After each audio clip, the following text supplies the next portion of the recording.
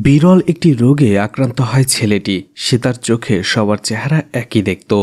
এই অবস্থায় ছেলেটির সামনে একটি খুন হয়, কিন্তু ছেলেটিকে সেই খুনিকে খুঁজে বের করতে পেরেছিল সেটাই দেখানো হবে আজকের গল্পে। আজ এক্সপ্লেন করতে যাচ্ছি 2024 সালে তামিল ভাষার সদ্য মুক্তি পাওয়া মুভি প্রসন্না ভাদানাম। তো hi guys, welcome to my channel ফিল্মের গল্প। এমন নতুন আর অসাধারণ সব মুভি আর ওয়েব সিরিজের এক্সপ্লেনেশন বাংলায় দেখতে চাইলে চ্যানেলটিকে সাবস্ক্রাইব করে রাখতে পারেন। মুভির শুরুতেই সূর্যা তার বাবা মা ও বন্ধু বিঘ্নেশের সাথে গাড়ি নিয়ে কোথাও ঘুরতে যাচ্ছিল। সেখানে তারা সবাই খুব এনজয় করছিল, কিন্তু হঠাৎ করেই তখন একটি লরি এসে তাদের অ্যাক্সিডেন্ট করে। সূর্যাকে হসপিটালে নেওয়া হয়। তার অপারেশন করার সময় ডক্টর আর নার্স বলছিল যে সূর্যার অবস্থা খুব খারাপ, কিন্তু তার বাবা মা তো ঘটনাস্থলেই মারা গেছে। যদিও সূর্যা তখন অজ্ঞান ছিল, কিন্তু হয়তোবা সূর্যার সাবকনসিয়াস মাইন্ড কথাটা শুনতে পায়, যার ফলে তার চোখ বেয়ে পানি বের হতে থাকে। এভাবে কয়েকদিন হসপিটালে চিকিৎসা হতে থাকে সূর্যার। কয়েকদিন পরে তার বন্ধু বিঘ্নেশ তার সাথে দেখা করতে আসে আর তার বাবা মার ব্যাপারে দুঃখ প্রকাশ করতে থাকে, কিন্তু সূর্যা বিঘ্নেশকে চিনতে পারে না। বিঘ্নেশ অবাক হয়ে যায়। সে ভাবে হয়তোবা দুর্ঘটনায় সূর্যার স্মৃতিশক্তি হারিয়ে গেছে। কিন্তু সূর্যা যখন কথা বলছিল তার বাবা মা এবং নিজের ব্যাপারে সব কথাগুলো সে ঠিকঠাকই বলছিল। বিঘ্নেশ কিছুটা চিন্তায় পড়ে যায়। সে ডক্টরের সাথে সূর্যাকে নিয়ে কথা বলে। ডক্টর সূর্যার সাথে কিছুক্ষণ কথা বলে। সূর্যা সব প্রশ্নের উত্তর ঠিকঠাকভাবে দিতে পারছিল, এমনকি তার বন্ধু বিঘ্নেশের কথাও তার মনে ছিল, কিন্তু বিঘ্নেশ যে তার পাশে বসেছিল সেটা সূর্যা আইডেন্টিফাই করতে পারছিল না। এরপরেই ডক্টর সূর্যার কিছু চেক আপ করায়। এরপরে ডক্টর কম্পিউটারে সূর্যার বাবা মার ছবি দেখায়, কিন্তু সূর্যা তাদের চিনতে পারছিল না। এরপরে ডক্টর কম্পিউটারে নিজের ছবি দেখায়। যদিও ডক্টর তার সামনেই বসেছিল, কিন্তু তারপরও সে ডক্টরকে চিনতে পারছিল না। ডক্টর সূর্যাকে সেখান থেকে পাঠিয়ে দেয় আর বিঘ্নেশকে বলে সূর্যা ফেস ব্লাইন্ডনেস রোগে আক্রান্ত। বিঘ্নেশ বুঝতে পারে না বিষয়টা। ডক্টর তাকে বুঝিয়ে বলে যে সূর্যার সব কথা মনে আছে, কিন্তু সূর্যা যখন কাউকে দেখছে সে সবার চেহারা একই রকম দেখতে পাচ্ছে। আমরা যেমন যমজ কোনো মানুষকে দেখলে কনফিউজড হয়ে যাই, কারণ তাদের দেখতে একই রকম দেখায়। সূর্যার ক্ষেত্রে এমনটাই হয়েছে। ডক্টর বলে আমাদের মধ্যে অনেকেই হয়তো প্রথমবার যখন কোরিয়ান মুভি বা জাপানিজ মুভি দেখে তখন সেই মুভির সবাইকে আমাদের প্রায় দেখতে একই রকম লাগে। সূর্যার ক্ষেত্রেও এই কাজটাই হয়েছে। বিঘ্নেশ ডক্টরকে জিজ্ঞেস করে এটা ঠিক হতে কত সময় লাগতে পারে। ডক্টর বলে এটা কোনোদিন ঠিক হবে না, পার্মানেন্ট ড্যামেজ।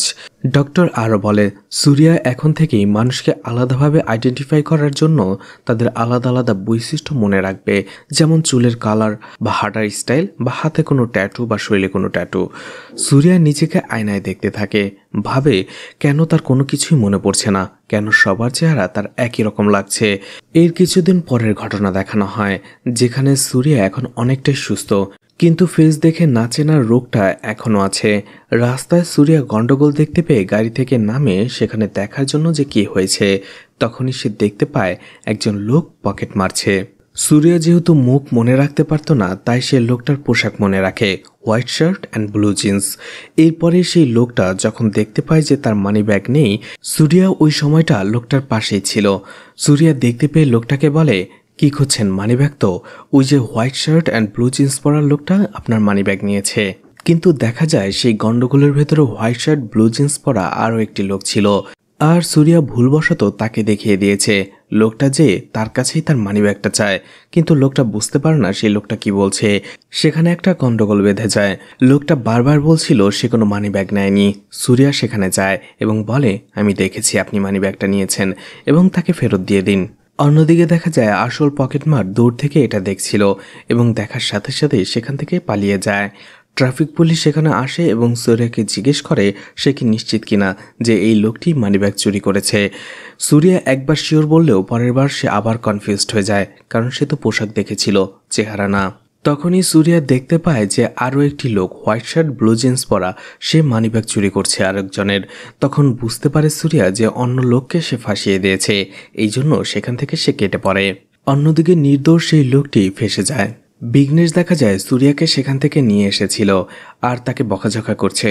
বলছে, তুমি তো চেহারা চিনতে পারো না, তাহলে কেন বলতে গেছো? তোমার জন্য আমি চুলে কালার করেছি যাতে তুমি আমাকে চিনতে পারো। আর তুমি সবাইকে পোশাক দেখে কিভাবে জাজ করছো? অনেকেই তো একই পোশাক পরতে পারে। অ্যাক্সিডেন্টের পরে সুরিয়া আজকে প্রথমবার তার অফিসে আসে। সবাই তাকে ওয়েলকাম করে, কিন্তু সুরিয়া তো কাউকেই চিনতে পারছিল না, যদিও তার সবার কথাই মনে ছিল।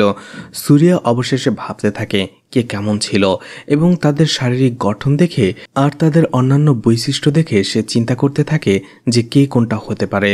তাদের আলাদা আলাদাভাবে আইডেন্টিফাই করার চেষ্টা করে। সুরিয়াকে একদিন অফিসের বাইরে বসেই চা খেতে এবং সিগারেট খেতে দেখা যায়। তখনই সেখানে দেখে একজন বৃদ্ধ লোক বেলুন বিক্রি করেছিল। সে কিছু বেলুন বিক্রি করে, কিন্তু বেলুন কেনার পরে তাকে যে টাকাটা দেওয়া হয়েছে সেটা ভাঙতি ছিল না। বৃদ্ধ লোকটির সামনে একটি চায়ের দোকানে যায় এবং টাকাটা ভাঙতি করতে চায়, কিন্তু সেই চায়ের দোকানদার তাকে অপমান করে তাড়িয়ে দেয় যে কোনো কিছু কেনা ছাড়া এমনিতেই ভাঙতি দেয়া যাবে না। অন্যদিকে বৃদ্ধ লোকটি বলছিল কোনো কিছু কিনতে গেলে তার টাকাটা চলে যাবে, সে খুব কম বিক্রি করেছে আজকে। এটা দেখার পরে সুরিয়া সেই লোকটাকে সাহায্য করতে যাবে। ঠিক তখনই সেখানে থাকা আধেয়া নামের একটি মেয়ে সে বৃদ্ধ লোকটাকে টাকা ভাঙতি করে দিয়ে সাহায্য করে। এটা দেখে সুরিয়ার খুব ভালো লাগে মেয়েটিকে। এর পরদিন আধেয়াকে দেখা যায় একটি এটিএম বুথে এসে টাকা তোলার জন্য, কিন্তু পাশের মহিলাটি তাকে বলে এই এটিএম মেশিনটা নষ্ট, সে যেটা থেকে টাকা তুলছে আধেয়া যেন সেটা থেকেই তোলে। এই জন্য আধেয়া টাকা তোলার জন্য সেই মহিলার পেছনে লাইনে দাঁড়ায়। কিছুক্ষণ পরে সেখানে সুরিয়াও চলে আসে। সুরিয়াও কিছুক্ষণ লাইনে দাঁড়ায়, কিন্তু সে দেখতে পায় পাশের মেশিনটাই খালি। এই জন্য সুরিয়া চলে যায় সেখানে টাকা তোলার জন্য। পরে দেখতে পায় সেটা নষ্ট। এই জন্য সুরিয়া কিছুটা লজ্জা পেয়ে যায়। ঠিক তখনই সেই মহিলাটা টাকা তুলে সেখান থেকে চলে যায়। সুরিয়ার সাথে সাথে সেখানে টাকা তুলতে শুরু করে। এটা দেখে আধেয়া বলে সে আগে লাইনে ছিল। সুরিয়া বলে, বুঝতে পারলাম আপনি লাইনে ছিলেন, কিন্তু মহিলা যাওয়ার পরে জায়গাটা তো আমি খালি পেয়েছি, তাই আমি টাকা তুলছি, আর টাকা তুলতে বেশি দেরি হবে না। কিন্তু এটা নিয়ে দুজনের মধ্যে তর্ক বেঁধে যায়। সেখান থেকে যাওয়ার সময় আধেয়া সুরিয়াকে বলে, অন্তত আপনার আমাকে একবার সরি বলা প্রয়োজন। সুরিয়া বলে, সরি কেন বলবো? আধেয়া বলে, আপনি আমার টাইম চুরি করেছেন। এটা নিয়ে আবারও ছোট একটা তর্ক বেঁধে যায়। সুরিয়া সেখান থেকে চলে আসে। রাতের বেলায় আধেয়াকে দেখা যায় বাড়ি ফিরতে। তখনই সেখান দিয়ে একটি অটো যাচ্ছিল। আধেয়া অটোটিকে থামায়, কিন্তু সেই অটোর ভেতরে তিনজন বখাটে ছেলে ছিল, যারা অটো থেকে নেমেই আধেয়ার পিছু করতে শুরু করে, তাকে টিচ করছিল। আধেয়া ভয় পেয়ে সেখান থেকে তাড়াতাড়ি হেঁটে চলে আসছিল। ওই রাস্তা দিয়ে তখনই সুরিয়া গাড়ি নিয়ে যাচ্ছিল। আধেয়া গাড়িটিকে থামায়, এবং যখনই সুরিয়ার কাছে হেল্প চাইতে যাবে সুরিয়াকে দেখে সে কিছুটা ইতস্তত করে। কিন্তু সুরিয়ার তো আধেয়ার ফেসটা মনেই ছিল না, তাই সেই ঘটনাও মনে ছিল না। এই জন্য সুরিয়া তাকে বলে গাড়িতে চলে আসুন। এটা শুনে কিছুটা অবাকই হয় আধেয়া, কিন্তু তারপরেও বখাটে ছেলেগুলোর হাত থেকে বাঁচার জন্য আধেয়া তাড়াতাড়ি গাড়িতে উঠে যায় এবং সুরিয়া দ্রুত গাড়ি চালিয়ে সেখান থেকে চলে আসে। কিছুটা দূর আসার পরে আধেয়া তাকে বলে, আমার তখন ওইভাবে রিয়েক্ট করাটা ঠিক হয়নি, আসলে আমারই সরি বলা উচিত ছিল। কিন্তু সেখানে সুরিয়া তার কোনো কথায় বুঝতেই পারছিল না। আধেয়াও ভাবে হয়তো লোকটা খুবই ভালো, সেই কথাগুলো সে ভুলে যেতে চাইছিল। এই জন্য আধেয়াও সেই ব্যাপারে আর কোনো কথা বলে না। কথায় কথায় সুরিয়া আধেয়াকে সেই তার অফিসের সামনে মেয়েটির কথা বলে, যে মেয়েটি বৃদ্ধ লোককে টাকা ভাঙতি করে দিয়ে সাহায্য করেছিল। আধেয়া বুঝতে পারে যে সুরিয়া তার কথাই বলছে। আধেয়া ভাবে যে আরে এত অদ্ভুত লোক, এটিএমের ঝগড়া ভুলে গিয়ে আমার উপরে ফ্লার্ট করছে। বাড়িতে পৌঁছে দেওয়ার পরে আধেয়া সুরিয়াকে আবার বলে, এটিএমে আপনার সাথে যে মিসবিহেভটা করেছিলাম সেটার জন্য সরি। কিন্তু আবারও সুরিয়া কনফিউজড হয়ে যায়। আধেয়া সেখান থেকে চলে যাওয়ার পরে সুরিয়া বুঝতে পারে না আধেয়া তাকে কিসের কথা বলল। যাই হোক, সে সেখান থেকে চলে যায়। সুরিয়া পেশায় একজন আরজে ছিল। তাকে দেখা যায় রেডিওতে একটি শো করতে, আর সেই দিন শিশু দিবস ছিল, তাই সে বাচ্চাদের সাথে কথা বলছিল। তখনই তাকে একটি বাচ্চা কল করে। বাচ্চা মেয়েটি কল করেই সুরিয়াকে একটি রাজার ঘটনা বলতে শুরু করে। সেটা হচ্ছে, রাজার কাছে একদিন দুইজন মহিলা আসে, আর একটি বাচ্চা ছিল তাদের কাছে।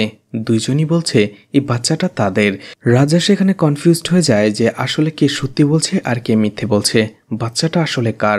তখনই রাজা তার বুদ্ধি কাজে লাগায়, বাচ্চাটাকে আগুনের ভেতরে ফেলে দেয়। ঠিক তখনই বাচ্চাটির আসল মা দ্রুত সেই আগুনের ভেতরে ঝাঁপ দিয়ে বাচ্চাটিকে রক্ষা করে। অন্যদিকে যে নকল ছিল সে সেখানে শুধু দাঁড়িয়ে দাঁড়িয়ে দেখে, আর এভাবে রাজা বাচ্চাটির আসল মাকে খুঁজে বের করে ফেলে। বাচ্চা মেয়েটি সুরিয়াকে বলে, বলতো এই গল্পের মোরাল স্টোরিটা কি? যারা আমাদের ভালোবাসবে তারা বিপদের সময়ও আমাদের পাশেই থাকবে। গল্পটা শোনার পরে সুরিয়া বাচ্চা মেয়েটিকে খুব অ্যাপ্রিসিয়েট করে। সেই ছোট্ট মেয়েটির নাম ছিল চিত্রা। অন্যদিকে রেডিওতে চিত্রার এই গল্পটা শুনছিল আরও একটি মেয়ে। সেই মেয়েটি চিত্রার ছবি দেখার পরে কান্না করতে থাকে এবং ছবিতেই কিস করে। ছোট্ট মেয়ে চিত্রার গল্পটা ভায়দা নামের একটি মেয়েও শুনছিল। এই ভায়দা একজন এসিপি, যদিও সে এসিপি কিন্তু ঘরের সব কাজ সে ভালোভাবেই করে এবং সবার সাথে সাহায্য করে। এছাড়া ভায়দার মনটাও খুব ভালো ছিল। দেখা যায় ভায়দা একটি লোককে তার ছেলের চিকিৎসার জন্য সাহায্য করেছিল। সেই লোকটা ছেলেটি ভালো হওয়ার পরে তার জন্য কিছু ফল নিয়ে আসে। ভায়দা যদিও নিতে চায় না, কিন্তু তারপরেও লোকটা জোর করায় ভায়দা তাকে কিছু টাকা দেয় আর বলে এরপরেই সে ফলটা নেবে। দেখা যায় ভায়দা তার হাজবেন্ডের কাছে আসে, যার নাম ছিল বরুণ। বরুণ এবং ভায়দিয়া একে অপরকে প্রচণ্ড ভালোবাসত আর ভায়দিয়াও তার খুব টেক কেয়ার করত। এদিকে আদিয়া এবং তার ফ্রেন্ড শপিং করে বাড়ি ফিরছিল। ঠিক তখনই সেই পকেটমার সেখানে চলে আসে। আদিয়ার গলা থেকে তার স্বর্ণের চেনটি চুরি করে সেখান থেকে পালাতে শুরু করে। আদিয়াও সেই চোরের পেছনে দৌড়াতে শুরু করে। সেই সময় সুরিয়া সেই চোরটাকে দেখে দৌড়াতে শুরু করে, কিন্তু যখনই দৌড়ে সুরিয়া সেই চোরটাকে ধরে ফেলে দেখা যায় সে আসলে চোর ধরার জন্য দৌড়াচ্ছিল না, সে দৌড়াচ্ছিল বাস ধরার জন্য। তাই সে দৌড়ে বাসটা ধরে ফেলে। এমনকি বাসে ওঠার পরে সেই চোরটিকে বাসে উঠতে সুরিয়া সাহায্য করে, কারণ সুরিয়া ভেবেছিল লোকটা হয়তো বাস ধরার জন্য দৌড়েছে। এটা দূর থেকে দেখে আধিয়া অবাক হয়ে যায়। ঠিক তখনই সেখানে চলে আসে সত্যিয়া, সেই লোকটা যাকে সুরিয়া সেদিন ফাঁসিয়ে দিয়েছিল। সাতিয়া বলে এরা আসলে দুজনেই চোর, একজন চুরি করে, অন্যজন সেই চোরের দায়ে অন্য একটি লোককে ফাঁসিয়ে দেয়। এরা দুজনেই আমাকে একদিন ফাঁসিয়ে দিয়েছিল। সেই দিন রাতে প্রচণ্ড বৃষ্টি হচ্ছিল। বৃষ্টির থেকে বাঁচার জন্য সুরিয়া একটি টঙের দোকানের সামনে দাঁড়িয়ে থাকে এবং সিগারেট খেতে শুরু করে। সুরিয়া সেখানে দাঁড়িয়ে আশপাশটা ভালো করে দেখছিল, সব মানুষগুলোকে লক্ষ্য করছিল। ঠিক তখনই সে দেখতে পায় একটি ছেলে আর মেয়ে হেঁটে যাচ্ছে পাশ দিয়ে একটি লরি যাচ্ছিল। ঠিক তখনই ছেলেটি মেয়েটিকে ধাক্কা দেয়, যার ফলে সেই লরিতে অ্যাক্সিডেন্ট হয়ে যায় মেয়েটি। এটা দেখার পরে সুরিয়া একেবারেই থমকে যায়। ঠিক তখনই সেখানে লাল রঙের একটি গাড়ি আসে এবং ছেলেটিকে সেখান থেকে পিক আপ করে নিয়ে যায়। গাড়িটি সেখান থেকে চলে যাবার সাথে সাথেই সুরিয়া মেয়েটির কাছে আসে। মেয়েটি তখনও কিছুটা জীবিত ছিল। মেয়েটিকে পানি পান করায় সুরিয়া। মেয়েটি কিছু বলতে যাবে, ঠিক সেই মুহূর্তে মেয়েটি মারা যায়। পরদিন থেকে সুরিয়ার চোখের সামনে শুধু সেই অ্যাক্সিডেন্ট কথাটাই ঘটছিল। একটা সময় সুরিয়া তার বন্ধু বিঘ্নেশের সাথে কথাটা শেয়ার করে যে গতকাল রাতে একটি মার্ডার হয়েছে আর সেটা সে নিজের চোখেই দেখেছে। বিঘ্নেশ বলে তুমি নিজের চোখে দেখেছো ঠিক আছে, কিন্তু পুলিশ যখন জানতে চাইবে খুনি দেখতে কেমন তখন তুমি কি বলবে? তোমার সমস্যার কথা শুনলে পুলিশ কখনোই তোমার কমপ্লেনটা ফাইল করবে না, তো চুপচাপ বসে থাকো, থানায় যাওয়ার কোনো দরকার নেই। কিন্তু সুরিয়া কোনোভাবেই সেই দুর্ঘটনার কথা ভুলতে পারছিল না। অবশেষে সুরিয়া একটি লোকাল ফোন বুথের কাছে চলে যায় এবং ক্যাপ পরে মুখটা কিছু ঢেকে সেখানে ফোন করে থানায়। ফোন ধরার সাথে সাথে সেই পুলিশ অফিসারকে সুরিয়া বলে গতকাল রাতে স্যামিং পেট্রোলের সামনে যে অ্যাক্সিডেন্টটা হয়েছে সেটা আসলে মার্ডার ছিল। পুলিশ অফিসার এটা শুনে কিছুটা চমকে যায়। সুরিয়া বলতে থাকে হ্যাঁ, একটি লোক ইচ্ছে করে মেয়েটিকে লরির সামনে ধাক্কা দিয়ে ফেলে দিয়েছে এবং সেখান থেকে পালিয়ে গেছে। পুলিশ অফিসার যখন সুরিয়ার নাম ঠিকানা জিজ্ঞেস করে সুরিয়া ফোনটা রেখে দেয়। Police officer. এরপরে সে চলে যায় তার হায়ার অফিসারের কাছে। আর সেই হায়ার অফিসার আর কেউ ছিল না, সে ছিল সেই লোকটি যে গতকাল রাতে মেয়েটিকে লরির সামনে ধাক্কা দিয়েছিল। আর পুলিশ অফিসারের নাম হচ্ছে চন্দ্র। চন্দ্রর কাছে এসে সেই পুলিশ অফিসার সব ঘটনা খুলে বলে যে গতকাল রাতে যে অ্যাক্সিডেন্টটা হয়েছে একজন লোক ফোন করে বলেছে সেটা একটা অ্যাক্সিডেন্ট নয়, সেটা একটা মার্ডার। সেই লোকটা তার নিজের চোখে দেখেছে। চন্দ্র এটা শুনে অবাক হয়ে যায়। সেই পুলিশ অফিসারকে বলে তোমাকে কে বলল? এরপরে সেই পুলিশ অফিসার সবকিছু খুলে বলে যে অপরিচিত একটি লোক কল করেছিল এবং তাকে সব ঘটনা খুলে বলে। কিন্তু যখনই আমি সেই লোকটার ডিটেলস জানতে চাই লোকটা ফোন কেটে দেয়। সে ভাবতে থাকে সেই ফোনকারী ব্যক্তিটিকে কিভাবে খুঁজে বের করা যায়। এরপরেই দেখা যায় সুরিয়ার কাছে ফোন আসে। ফোনটা এসেছিল থানায় থেকে। সুরিয়াকে থানায় যেয়ে দেখা করতে বলে। সুরিয়া টেনশনে পড়ে যায় যে পুলিশ এত তাড়াতাড়ি তাকে খুঁজে বের করে ফেললো। তারপরেও সুরিয়া ভয়ে ভয়ে থানায় যায়। যাওয়ার পরে একজন পুলিশ অফিসারের সাথে দেখা করে। সেই পুলিশ অফিসার সুরিয়াকে বলে, তোমার নামে চেন ছিনতাইয়ের একটি কেস রয়েছে। এটা শুনে সুরিয়া অবাক হয়ে যায়। তখনই সেখানে আধিয়া এবং তার বন্ধু আসে এবং তারা দুজনেই সুরিয়ার নামে কেসটা করেছিল। কিন্তু সুরিয়া বারবার বলে সে কোনো ছিনতাইকারী নয়। এতে পুলিশ অফিসার রেগে গিয়ে সুরিয়াকে একটা চর মেরে বসে। ঠিক তখনই দেখা যায় সেই চোর, যে আসল চোর, সে অন্য একটা কেসে সেই থানায় ছিল। সুরিয়াকে দেখে সে চিনতে পেরে যায় এবং তার কাছে আসে এবং বলে যে আপনি আমাকে অনেক সাহায্য করেছেন। এরপরে চোরটি পুলিশ অফিসারের কাছ থেকে জানতে পারে যে সেও একটি চুরির কেসে এখানে এসেছে, আর সেটা ছিল স্বর্ণের চেন ছিনতাই। তখন সেই চোর সত্য কথা বলে দেয় যে সেই কাজটা সে করেছে, এতে সুরিয়ার কোনো হাত নেই, যা হয়েছে সেটা একটা কোইন্সিডেন্স মাত্র। তখন আধিয়া এবং তার বান্ধবী বুঝতে পারে যে আসলে তাদের ভুল হয়েছে। তারা সুরিয়ার কাছে যায় এবং সরি বলে এবং তাদের সাথে একসাথে বসে চা খেতে বলে। সুরিয়া সবকিছু ভুলে তাদের সাথে বসে চা খায়, কথা বলে। আর এইভাবেই সুরিয়া আর আধিয়ার দেখাটা বাড়তে থাকে। সুরিয়া মাঝে মাঝে আধিয়াদের বাড়িতে যেত, আর আধিয়াও মাঝে মাঝে সুরিয়ার রেডিও স্টেশনে আসতো, তার সাথে আড্ডা দিত। তারা বিভিন্ন জায়গায় ঘুরে বেড়াতো। অন্যদিকে আধিয়া ছিল একটি কার শোরুমের সেলস ম্যানেজার। এভাবেই তার দিনগুলো কেটে যাচ্ছিল। একটা সময় সুরিয়ার এক বান্ধবী তার সাথে দেখা করে, কয়েকদিন মিটও করে। অন্যদিকে সুরিয়া যে কারো মুখ দেখেই চিনতে পারতো না, এটা আধেয়া অথবা সুরিয়ার সেই বান্ধবী কেউ জানতো না। সে কোনো না কোনোভাবে ম্যানেজ করে যাচ্ছিল দিনগুলো।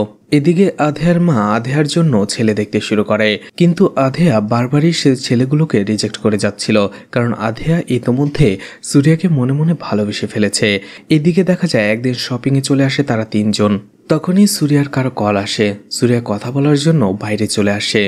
বাইরেই সুরিয়ার সেই বান্ধবী তাকে দেখে ফেলে এবং আজকে সেই বান্ধবী তার মনের কথাটা সুরিয়াকে বলেই দেয় যে সে তাকে ভালোবাসে। সুরিয়া অবশেষে তার প্রবলেমের কথাটা সেই মেয়েটিকে বলে যে সে আসলে কারো মুখ দেখেই চিনতে পারে না। সে এতদিন তাকে মনে রেখেছে শুধুমাত্র তার গলার সেই ট্যাটু দেখে। সুরিয়ার প্রবলেমের কথা শুনে মেয়েটির ভালোবাসা এক মুহূর্তেই উধাও হয়ে যায়। মেয়েটি সেখান থেকে তাড়াতাড়ি চলে যায়, কিন্তু সুরিয়া এতে কিছুই মনে করে না। কিন্তু সবচেয়ে খারাপ জিনিসটা হয় যখনই সুরিয়া দেখে যে পেছনে দাঁড়িয়ে এতক্ষণ সব কথা শুনে ফেলেছে আধেয়া। আধেয়া তার কাছে আসে, রেগে যায়, বলে তুমি আমার সাথে এতদিন ধরে আছো আর তুমি আমার ফেসটাও চিনতে পারছো না। আর এত বড় একটা সমস্যার কথা তুমি আমাকে এখন পর্যন্ত বলনি, তুমি আমাকে ঠকিয়েছো। এটা বলে সেখান থেকে চলে যায়। এদিকে চন্দ্রকে দেখানো হয়, সেই ফোনবুকটা সে খুঁজে বের করে ফেলেছে। সেই দোকানদারকে জিজ্ঞেস করে আশেপাশে কোনো সিসিটিভি ফুটেজ আছে কিনা। দোকানদার তাকে দেখিয়ে দেয়। সেই সিসিটিভি ফুটেজটা কালেক্ট করে চন্দ্র সিসিটিভি ফুটেজটা দেখতে থাকে। সে দেখতে পায় সেখানে একটি গাড়ি আসে। যখনই গাড়ি থেকে সে লোকটি নামবে এবং তার চেহারা দেখা যাবে, ঠিক তখনই সেখানে একটি স্কুল বাস চলে আসে। স্কুল বাস সেখানে দাঁড়িয়ে থাকার কারণে সে গাড়ি থেকে কে নামলো কে কল করলো কিছুই দেখতে পায় না চন্দ্র। তার মাথা নষ্ট হয়ে যায়। কিছুক্ষণ পরে স্কুল বাসটা সেখান থেকে চলে যায় আর চন্দ্র দেখতে পায় গাড়িটিও সেখান থেকে চলে যাচ্ছে। চন্দ্র যাওয়ার সময় সেখানে গাড়ির নাম্বার প্লেটটি দেখতে পায়। চন্দ্র জুম করে সেটাকে দেখতে থাকে, কিন্তু সেখানেও একটা প্রবলেম ছিল। গাড়ির নাম্বারের শেষের দুটো ডিজিট মিসিং ছিল। তারপরও চন্দ্র কন্ট্রোল রুমে এই নাম্বারটা পাঠায় আর বলে এই নাম্বারে যতগুলো গাড়ি আছে সবগুলোকে খুঁজে বের করার জন্য। এদিকে আধেয়াকে দেখা যায় সে আবারও সুরিয়ার কাছে আসে। আসলে সে সুরিয়ার প্রবলেমটা বুঝতে পেরেছিল, এই জন্য সুরিয়ার প্রবলেমটা মেনে নিয়ে সে সুরিয়াকে ভালোবাসতে থাকে। এদিকে চন্দ্রর টিম তাকে অবশেষে একটি ঠিকানা দেয়, যেখানে চন্দ্র চলে যায়। সেখানে যাওয়ার পরে এক মহিলাকে জিজ্ঞেস করে যে সুরিয়া কোথায়, যে এই ফ্ল্যাটেই ছিল। কিন্তু মহিলা বলে এখানে সুরিয়া নামের কেউ থাকে না। চন্দ্র এতে রেগে যায়। পাশের বাসার এক বৃদ্ধ লোক এটা দেখে এবং তাকে জিজ্ঞেস করে তুমি কি চাও।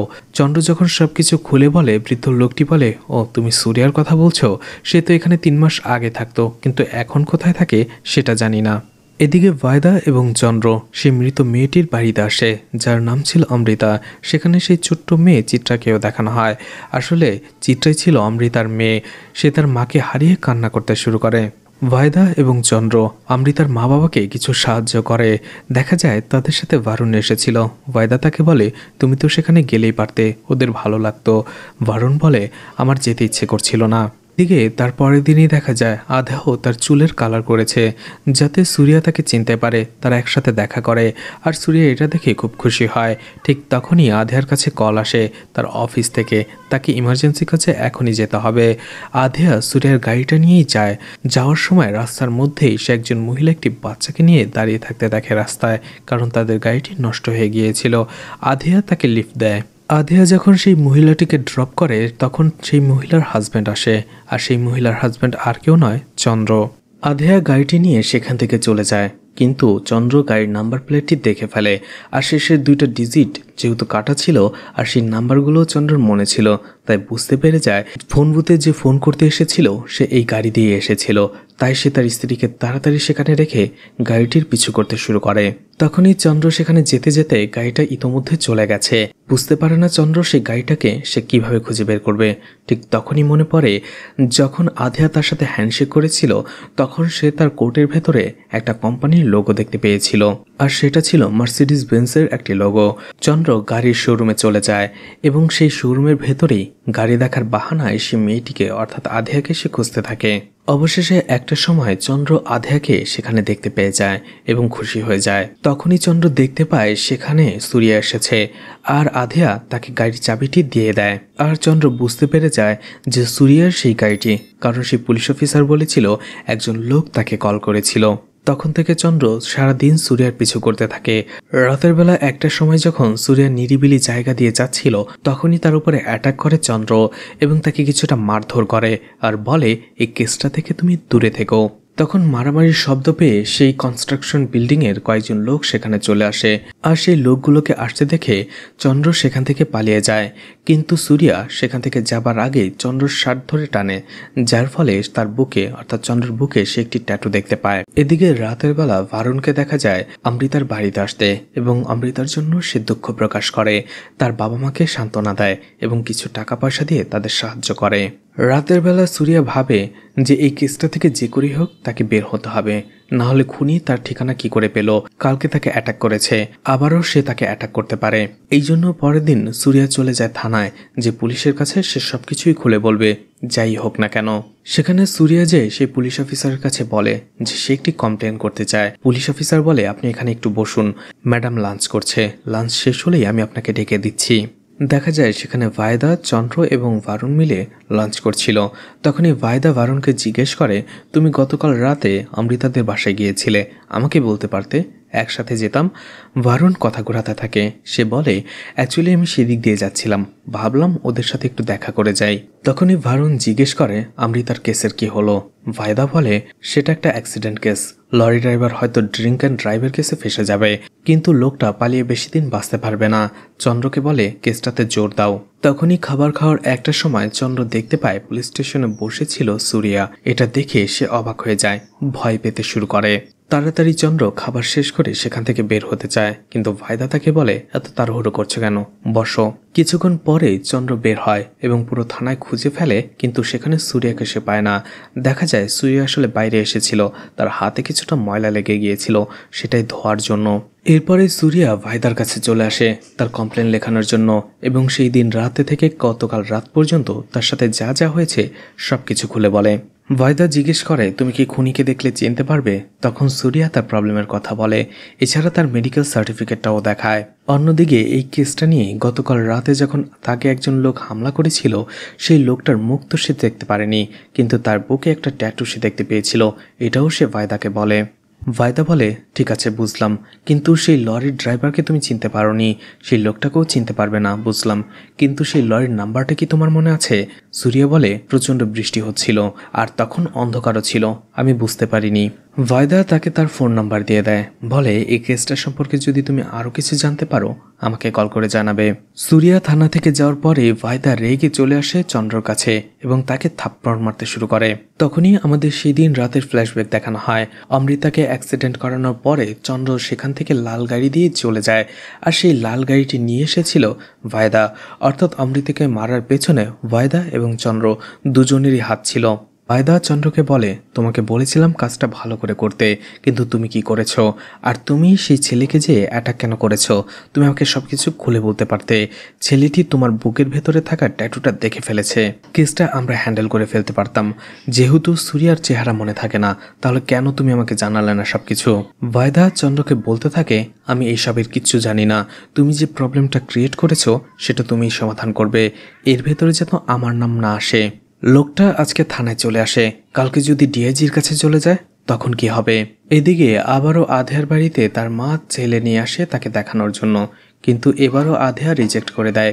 এতে আধেয়ার মা রেগে যায়, এতে আধেয়াও রেগে যায়। সেখান থেকে দ্রুত যাওয়ার সময় ভাঙা কাচের টুকরে পা পড়ে তার, এতে সে পড়ে যায়। তাকে দ্রুত হসপিটালে নিয়ে আসা হয়। আধেয়া মাথায় কিছুটা চোট পায় আর পায়ে। সেই হসপিটালে থাকাকালীন সুরিয়া তাকে অনেক টেক কেয়ার করে। এতে আধেয়া সুরিয়ার আরও প্রেমে পড়ে যায়। এভাবে আধেয়া আর সুরিয়া একটা সময় একে অপরকে ভালোবেসে ফেলে। একদিন আধেয়া এবং সুরিয়া যখন পার্কে ঘুরতে গিয়েছিল, তখনই পার্কে যখন দাঁড়িয়ে কথা বলছিল সুরিয়া, একজন লোক তাকে ডাকে এবং বলে তার পেছনে থাকা ব্যাগটা সে যেন তাকে দেয়, আর সুরিয়া সেটাই করে। অবশেষে আধেয়া আর সুরিয়া একে অপরকে ভালোবাসার কথাটা বলে দেয়। সেই দিন রাতে যখন আধেয়াকে বাড়ি রেখে দিয়ে সুরিয়া বাড়ি ফিরছিল, রাস্তা থেকে পুলিশ তাকে অ্যারেস্ট করে নেয় আর পুলিশ স্টেশনে নিয়ে আসার পরে তাকে প্রচণ্ড টর্চার করতে থাকে। ভায়দা সুরিয়াকে বলে, তুমি অমৃতাকে খুন করার পরে পুলিশ স্টেশনে এসে কমপ্লেন করছো যাতে পুলিশকে বোকা বানাতে পারো। তখন সুরিয়া রেগে যায় আর বলে, আমি নিজেই আপনাদের বললাম সেখানে অন্য একটি লোক অমৃতাকে লরির সামনে ধাক্কা দিয়েছে, আর আপনারা আমাকে যেটা করছেন।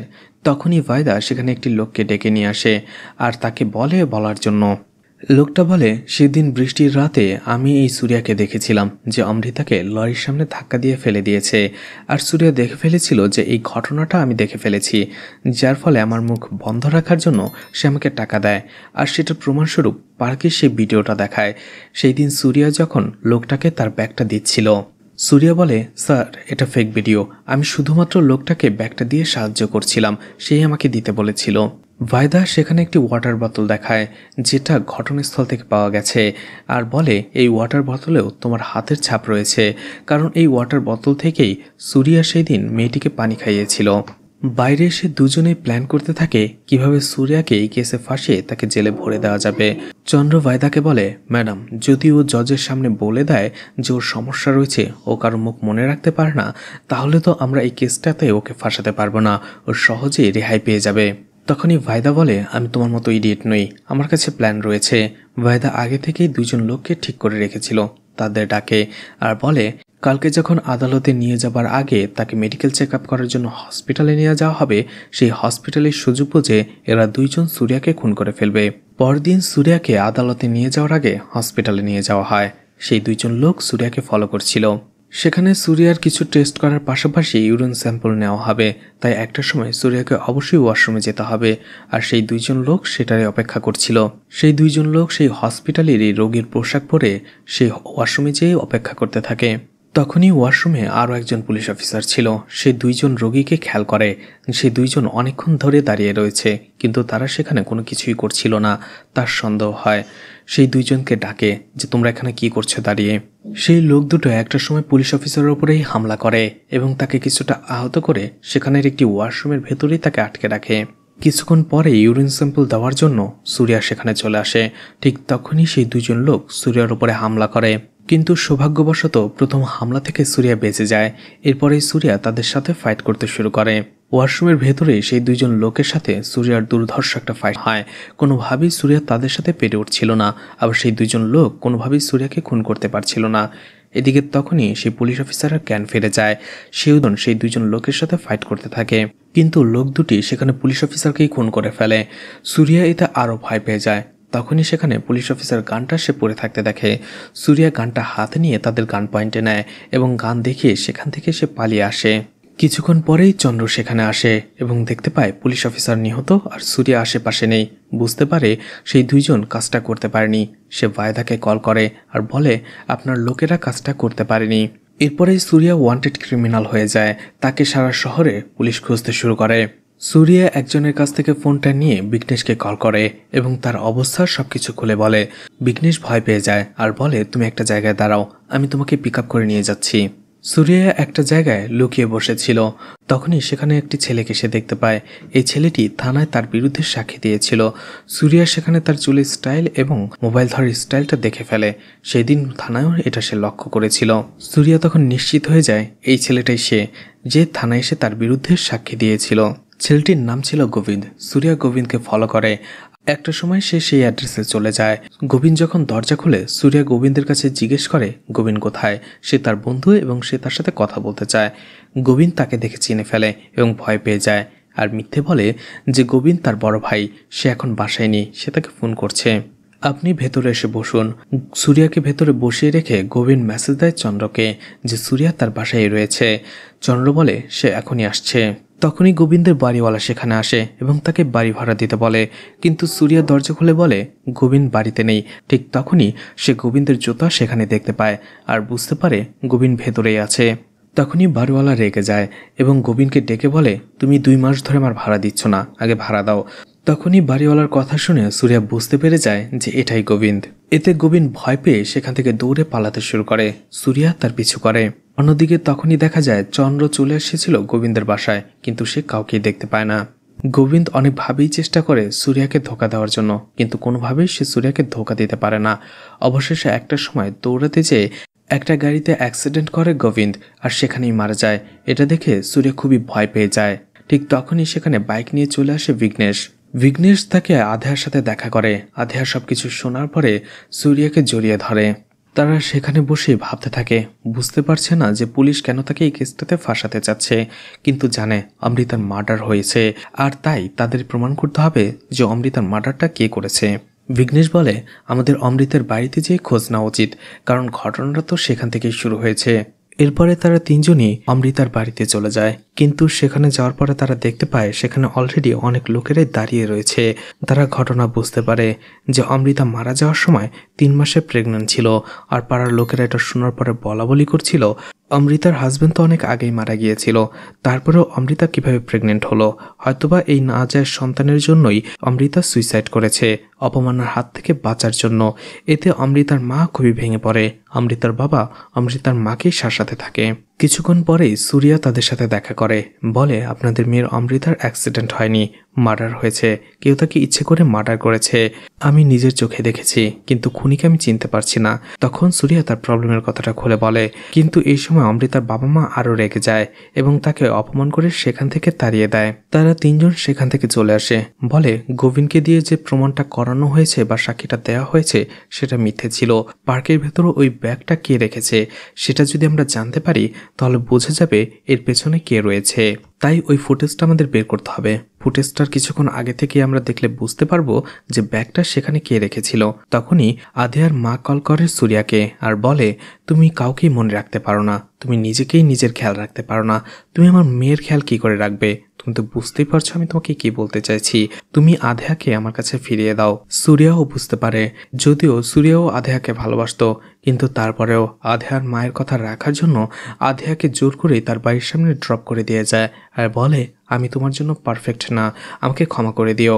এরপরে সুরিয়া আর বিঘ্নেশ সেই অফিসে চলে যায় পার্কের সিসিটিভি ফুটেজটা দেখার জন্য, কিন্তু সেখানে যাওয়ার পরে তারা জানতে পারে এবং চেক করে দেখতে পায় যে সেই সিসিটিভি ফুটেজটা ডিলিট করে ফেলা হয়েছে। তারা হতাশ হয়ে যখন ফিরতে যাবে তখনই সুরিয়ার মাথায় একটা প্রশ্ন ঘুরপাক খায়। যখন সেই অফিসের বাইরে সুরিয়া আরও একটি সিসিটিভি ফুটেজ দেখতে পায়, সে বুঝতে পারে যেই এই সিসিটিভি ফুটেজটা ডিলিট করতে এসেছিল তার ফুটেজটাও তো এই ক্যামেরায় ক্যাপচার করা হবে। তারা সেটাই দেখতে চায়। সেই ফুটেজটা কিছুক্ষণ দেখার পরে দেখা যায় যে সেখানে একজন লোক এসে ফুটেজটা ডিলিট করে দিয়ে চলে গিয়েছিল, কিন্তু তার মুখ ঠিকঠাকভাবে দেখা যাচ্ছিল না। বিঘ্নেশ ভাবতে থাকে এটা কে হতে পারে, কারণ সুরিয়া তো চেহারা মনে থাকে না।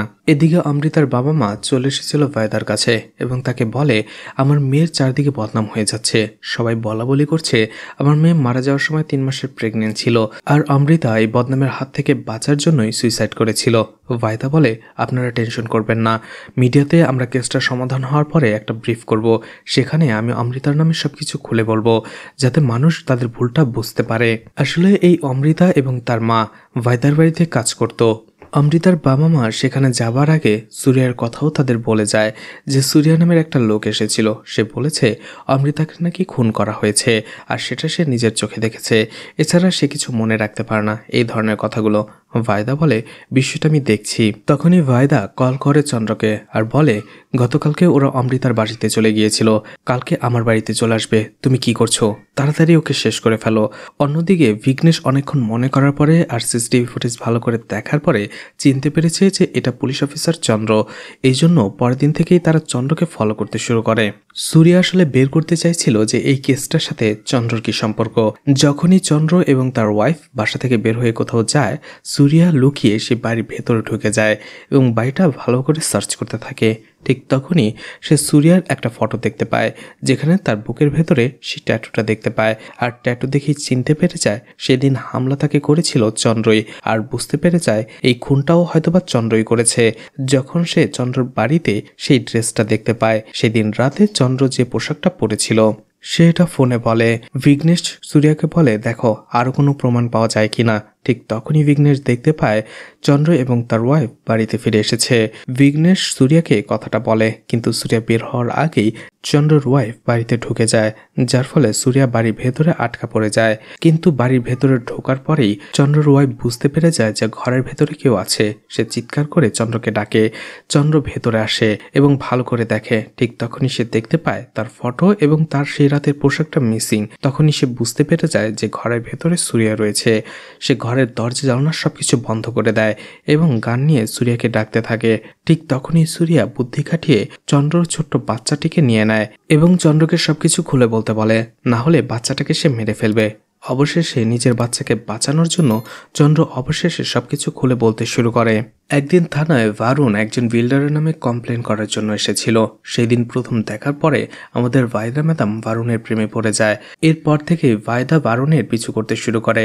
একদিন দেখতে পায় ভারুন একটি মেয়ের সাথে ক্লোজ হয়ে কথা বলছিল। ভায়দা ম্যাডাম সেই মেয়েটিকে পতিতালয়ের কেসে জেলের ভেতরে ঢুকিয়ে দেয়। অন্যদিকে সেই বিল্ডারকে ভয় দেখিয়ে সেখানে প্রবলেমটা সলভ করে দেয়। আসলে ভায়দা ম্যাডামের একটা উইকনেস হচ্ছে ভারুন, সে তাকে এতটাই ভালোবাসতো। ভায়দা তার বাবা মাকে ভারুনের কথা বলে, কিন্তু তার বাবা মা এই বিয়েতে রাজি হয় না। অবশেষে ভায়দা তার বাবা মার অমতে গিয়েই ভারুনকে বিয়ে করে। ভারুনকে খুশি দেখার জন্য ভায়দা সবকিছু করতে পারত। বিয়ের পরে তাদের সংসারটা ভালোই চলছিল। ভায়দা ভারুন এবং তার বাবা মার খুব টেক কেয়ার করত। ভারুনও ভায়দাকে অনেক ভালোবাসতো। কিন্তু একদিন হসপিটালে যাওয়ার পরে একটা চেকআপের পরে তারা জানতে পারে ভায়দা মা হতে পারবে না। ডক্টরের কথা শোনার পরে ভারুন অনেক ডিপ্রেশনে চলে যায়, কারণ ভারুনের বাচ্চা অনেক ভালো লাগতো। এই সময়টাতে একদিন সে অমৃতাকে দেখতে পায়। আসলে সেদিন অমৃতার মা কাজে আসেনি, তাই অমৃতাই সেদিন কাজে এসেছিল। অমৃতাকে দেখার পরেই ভারুনের মাথায় দারুণ একটা আইডিয়া আসে। সে ভায়দার কাছে চলে যায় এবং অমৃতার কথা বলে অমৃতার মাধ্যমে আমরা স্যারোগেসি করতে পারি, এতে কেউ জানবে না আর বাচ্চাটাও আমাদের হয়ে যাবে। ভায়দাও আইডিয়াতে রাজি হয়ে যায়। এরপরে ভায়দা এবং ভারুন অমৃতার মা বাবার কাছে যে সবকিছু খুলে বলে, আর এর জন্য অমৃতার মা বাবাকে তারা মোটা অঙ্কের একটা টাকাও দিতে চায়। এতে অমৃতার মা বাবা রাজি হয়ে যায়। তারা অমৃতাকে একেবারে পার্মানেন্টলি তাদের বাসায় নিয়ে আসে। ডেলিভারি হওয়ার আগ পর্যন্ত অমৃতা এখানেই থাকবে। আর ওই সময়টাতে অমৃতা তার মেয়ে চিত্রাকে অনেক মিস করেছিল। এদিকে বাড়িতে নিয়ে আসার পরে অমৃতাকে ভারুন এবং তার বাবা মা অনেক টেক কেয়ার করতে থাকে। এতটাই টেক কেয়ার করে যে ভায়দাকে তারা ইগনোর করতে থাকে। এতে ভায়দা কিছুটা হার্ট হয়, কিন্তু তারপরেও সে মেনে নেয়। একদিন ভায়দা ঘটনাক্রমে একজন ডক্টরের সাথে কথা বলে এবং সেখান থেকে সে জানতে পারে তাকে ঠকানো হয়েছে। কারণ স্যারোগেসি করার আগে ভারুন তাকে বলেছিল স্যারোগেসিতে ভারুনের স্প্যাম এবং ভায়দার ইউট্রাস ইউজ করা হবে, কিন্তু পরীক্ষার পরে জানা গেছে ভায়দার ইউট্রাস অনেক দুর্বল, যেটা থেকে বাচ্চা হওয়া সম্ভব নয়। কিন্তু ভারুন কথাটা তাকে লুকিয়েছিল এবং ভায়দার ইউট্রাস ছাড়াই শুধুমাত্র ভারুনের স্প্যাম এবং অমৃতার ইউট্রাস নিয়েই স্যারোগেসিটা শুরু করা হয়েছে। যেটা জানার পরে ভায়দা একেবারেই রেগে যায়। সে ভাবে ভারুন তাকে ঠকিয়েছে, আর এটা সে কখনোই হতে দিতে পারে না যে শুধুমাত্র অমৃতা এবং ভারুনের বাচ্চাটাকে সে বাচ্চা হিসেবে মেনে নেবে, যে বাচ্চার ভেতরে তার কোনো কন্ট্রিবিউশনই নেই। তাই ভায়দা এই বাচ্চাটা চাইছিল না, তাই অমৃতাকেই চন্দ্রকে দিয়ে তাকে খুন করিয়ে ফেলে। সবকিছু শোনার পরে সুরিয়া চন্দ্রকে বলে, আপনাদের তো বলেছিলাম যে আমি কারোই চেহারা মনে রাখতে পারি না, প্রবলেমের কথা শোনার পরেও কেন এই কেসটাতে আমাকে ফাঁসালেন? সুরিয়া বলে, আপনারা এই কেসটাতে আমাকে ফাঁসিয়েছেন, এখন আপনারাই উপায় বের করুন আমাকে এই কেস থেকে বের করার। চন্দ্র সুরিয়ার কথাগুলো বুঝতে পারে, তাই পরের দিনই সে চলে আসে ভাইদার কাছে এবং তাকে সবকিছু খুলে বলে যে সুরিয়া আমাদের জন্য কোনো হুমকি নয়, সে কোনো ফেসই মনে রাখতে পারে না, তাহলে এই কেসটাতে আমরা কেন ওকে শুধু শুধু ফাঁসাচ্ছি। কিন্তু ভাইদা সেখানে রেগে যায় এবং চন্দ্রকেই সেখানে খুন করে ফেলে। আর এটা দূর থেকে দাঁড়িয়ে দেখতে পায় সুরিয়া, আর সেটা সে তার মোবাইল দিয়ে রেকর্ড করে নেয় এবং ভয়ে সেখান থেকে পালিয়ে যায়। ভাইদা তাকে দেখে ফেলে। রাতে বিঘ্নেশের সাথে সুরিয়া যখন দেখা করে সে বলে এই প্রমাণটা আমরা কোনো বড় একজন জজকে দেখাতে পারলে আমাদের সমস্যার সমাধান হয়ে যাবে। কালকে আমি আমার রেডিও স্টেশনে একজন বড় জাজকে ডেকে নিয়ে আসবো এবং তাকে সেখানে এই প্রমাণটা দেখাবো আর ভাইদার মুখোশ সবার সামনে খুলে দেব। বিঘ্নেশ আর সুরিয়া রাতের মধ্যেই সেটার ব্যবস্থা করে। পরের দিনে দেখা যায় সুরিয়ার রেডিও স্টেশনে একজন বড় জজ এসেছে তার ইন্টারভিউ দেওয়ার জন্য। সুরিয়াও সেই রেডিও স্টেশনে আসতে যাবে, ঠিক তখনই তার সাথে আধেয়া দেখা করতে আসে আর বলে তুমি আমাকে অ্যাভয়েড কেন করছো। সুরিয়া বলে আমি এখন তোমার সাথে কথা বলতে পারবো না, ওর কাজ আছে, আমি পরে তোমার সাথে দেখা করব। এভাবে সুরিয়ার সামনে যেতে থাকে। ঠিক তখনই দেখতে পায় আধিয়াকে কয়েকজন লোক কিডন্যাপ করে নিয়ে যাচ্ছে। সুরিয়া বুঝতে পারে এই লোকগুলো ভাইদার। সুরিয়া রেডিও স্টেশনে যাওয়া বাদ দিয়ে আধিয়ার পিছু করতে থাকে। ঠিক তখনই দেখা যায় সেটা আধিয়া ছিল না, সেটা ছিল ভাইদা। আধিয়া তো আসলে বম্বে চলে যাচ্ছিল আর ভাইদা আধিয়াকে নকল করে অর্থাৎ তার চুলের রং করে সুরিয়াকে ফাঁসাতে চেয়েছিল। কিছুক্ষণ পরে যাওয়ার পরে একটা নির্জন জায়গায় এসে গাড়িটি থামে এবং ভাইদা গাড়ি থেকে নামে। সুরিয়াও তাকে দেখতে পায় এবং ভাইদা একটু চাকু নিয়ে তার দিকে দৌড়াতে থাকে আর সুরিয়া ভাইদাকে আধিয়া ভেবে তার দিকে দৌড়ে যায় তাকে জড়িয়ে ধরার জন্য। একটা সময় তারা একে অপরকে জড়িয়ে ধরে। ভাইদা যখনই সুরিয়াকে মারতে যাবে তখনই সে পাশে তিনজন লোককে দাঁড়িয়ে থাকতে দেখে একটা বিল্ডিংয়ে, যার ফলে সে সুরিয়াকে মারতে পারে না। অন্যদিকে সুরিয়া যখনই ভাইদাকে হাক করে তখনই সে বুঝতে পারে এটা আধিয়া নয়, কারণ আধিয়ার হাক করার স্টাইল এবং তার শৈলীর স্মেল ভিন্ন ছিল। কিন্তু সুরিয়া এটা প্রকাশ করে না যে সে বুঝতে পেরেছে যে এটা আধিয়া নয় ভাইদা। সে অ্যাক্টিং করতে থাকে। ঠিক ওই সময়টাতে আধিয়া কল করে সুরিয়াকে আর সেই নাম্বারটা ভাইদা দেখে ফেলে আর বুঝতে পেরে যায় যে সুরিয়াও বুঝতে পেরেছে যে সে নকল। এরপরে সে আবারও তার পিছু করতে থাকে আর সুরিয়া পালাতে থাকে। সুরিয়া যেহেতু আধিয়ার ভালোবাসাকে গ্রহণ করেনি আর আধিয়া তার বাবা মা আর সুরিয়ার উপরে রাগ করে মুম্বাই চলে যাচ্ছিল, কিন্তু এয়ারপোর্টে যাওয়ার পথেই আধিয়া সুরিয়াকে রাস্তায় দৌড়াতে দেখে। আধিয়া তার পিছু করতে থাকে।